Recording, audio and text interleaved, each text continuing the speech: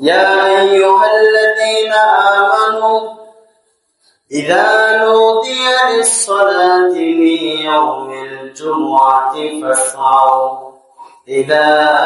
ذكر الله سبحان الله الله تعالى বলছে إذا نودي للصلاة من يوم الجمعة যখন তোমাদেরকে জুমার নামাজের জন্য ডাকা হয় যখন তোমাদেরকে জুমার নামাজের জন্য ডাকা হয় ফাসআউ ইলা যিকরিল্লাহ তোমরা দ্রুত নামাজের জন্য বের হয়ে যাও সুবহানাল্লাহ ইলা যিকরিল্লাহ আল্লাহর স্মরণে বের হয়ে যাও মানে হচ্ছে তোমরা নামাজের দিকে বের হয়ে যাও